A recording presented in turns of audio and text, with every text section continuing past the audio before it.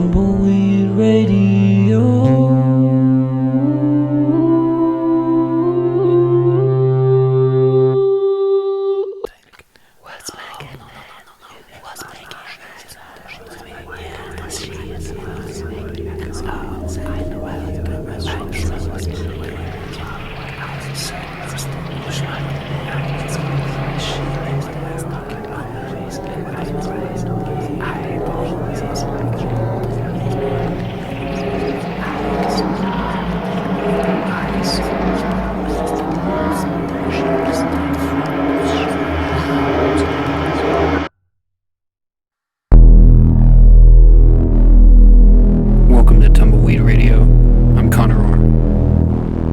This week we're bringing you some of the most chilling tales that have ever been told in the Rocky Mountain Southwest. These are stories which will make your blood boil and your throat clench up. These are stories which will never leave you for as long as you live. These are not stories for the faint of heart. These are stories for those who believe, for those who have seen strange things around here, out in the wilderness or on the outskirts of town. These are stories for those who know that man is not alone in the forest, let alone the universe. Some time ago, mankind decided to forget all about its monsters. Science has advanced so far and given us so much, we simply can't be room in the world for all the things that are unexplainable. And yet the stories persist. Every year there are more. And the outer limits of science are vague, mysterious, of such tremendous complexity. There are holes in our knowledge at critical junctions, and the fact of the matter is that for all that we know, we don't know a thing. No, mankind is not alone. There are strangers about, and these strangers reside in hidden places, sometimes deep within the ground.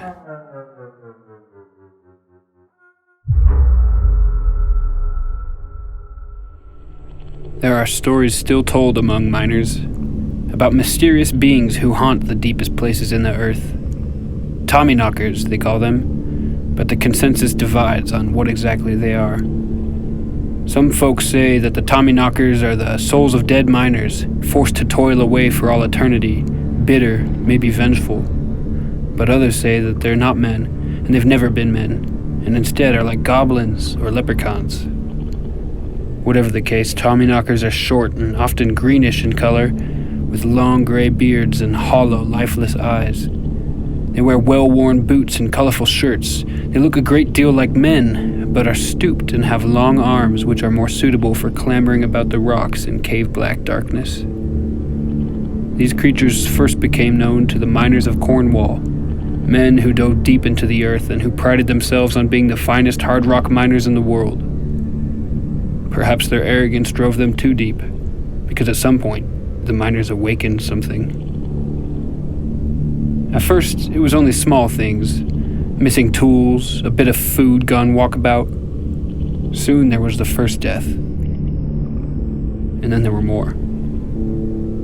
The survivors of the cave-in were very clear about the way things went. In one of the deepest mining shafts, a strange knocking noise had been heard, moving through the hallways smoothly, almost like someone was just on the other side of a thin wall, trying to find a stud or something.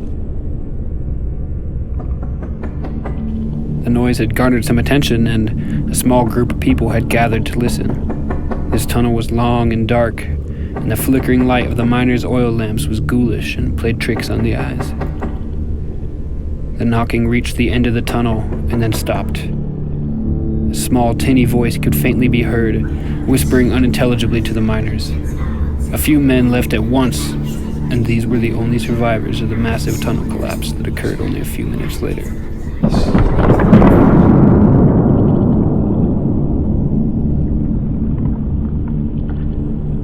The Cornish miners continued to dig, and they continued to be plagued by the Tommyknockers.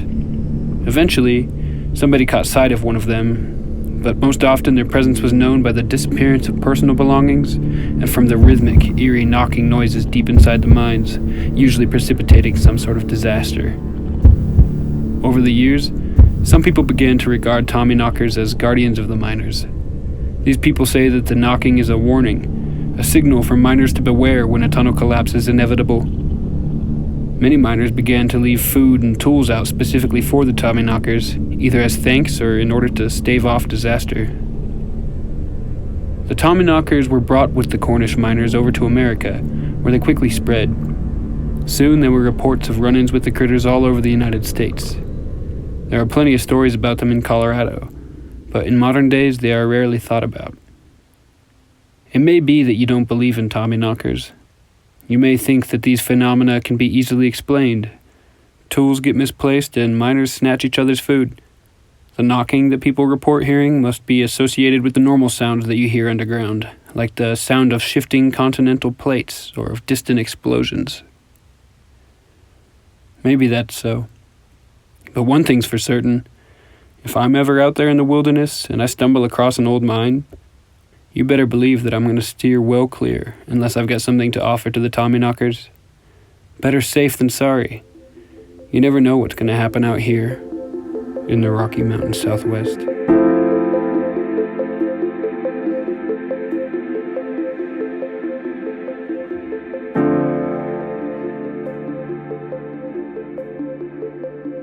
The next story that I have to tell you is a story about some of the earliest settlers in this region.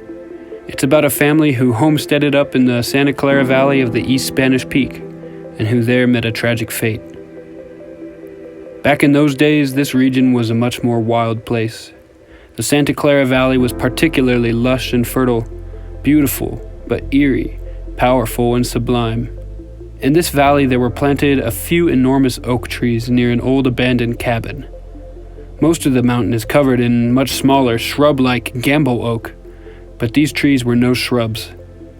Towering above even the monstrous ponderosa pines and Douglas firs, these trees were unique.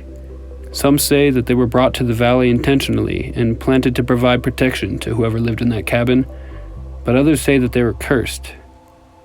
Either way, they were magnificent, and they were heavily adorned with colorful bands of beaded leather, feathers, dolls, and baskets.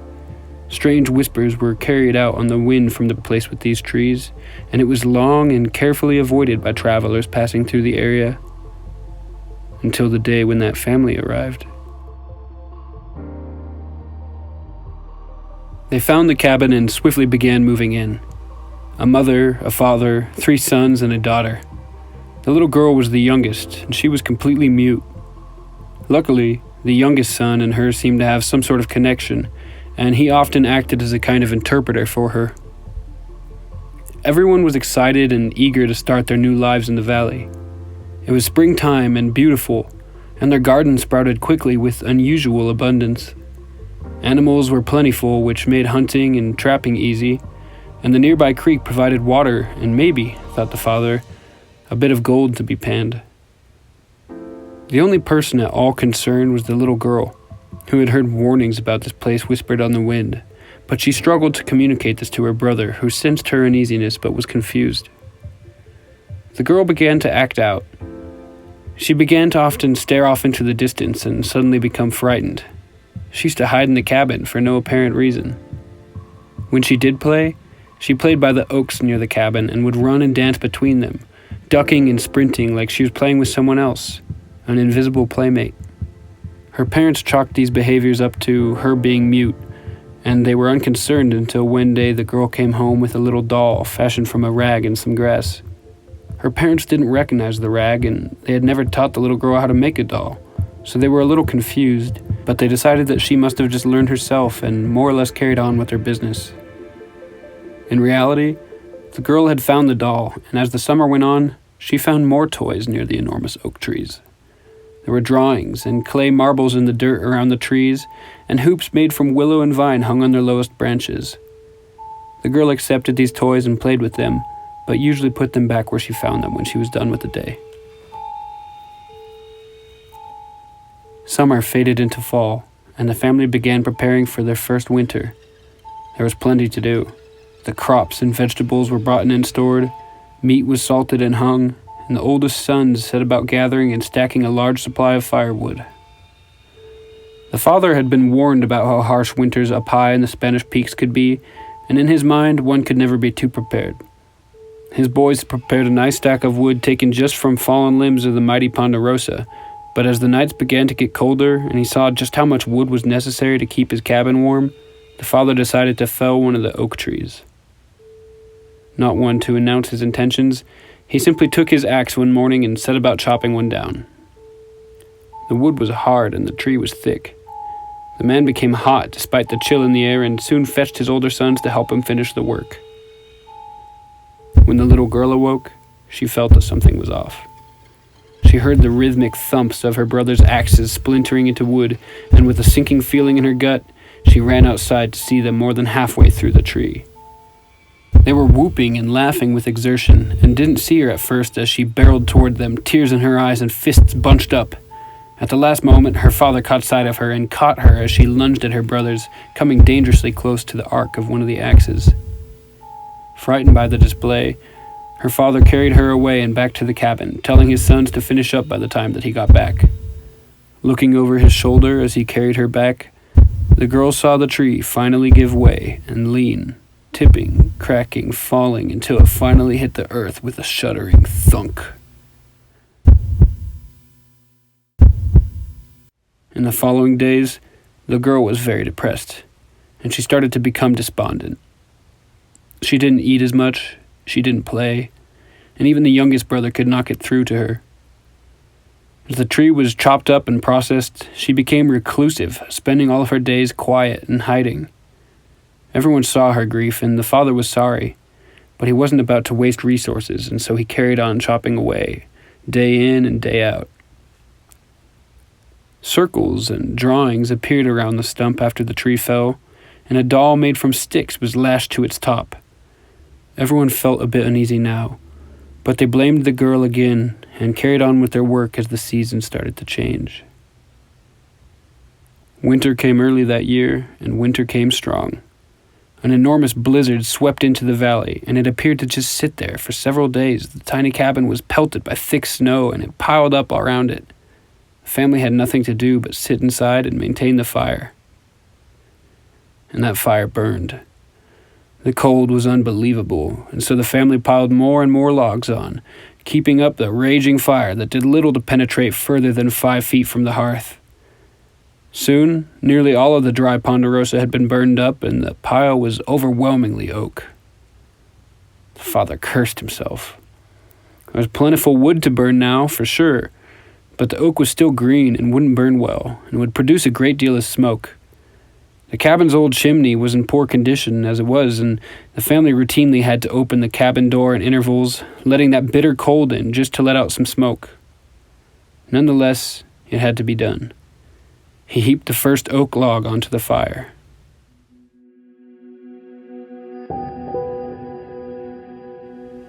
That night the smoke was bad. The family was in rough shape. Falling asleep was hard on the floor by the fire, so everyone merely clustered around the fire in silence, wide and tired eyes staring deeply into the flames. The eldest son in particular seemed to find something hypnotic in the fire. One by one, at last, the family began drifting off, and the last thing the father saw before sleep took a hold of him was his boy, still obsessed, unblinking by the fire. When the family woke up the next morning, the eldest son was nowhere to be found. A bit of snow had blown in when the door was opened, and there were footprints heading outside. The father and next oldest son quickly dressed and went out to search, but the wind and pelting snow prevented them from getting far. Terrified and despairing, they made their way back to the cabin to warm up. The storm broke the next day, and the family went out and spent a few days searching for him, but it was to no avail. The boy had vanished.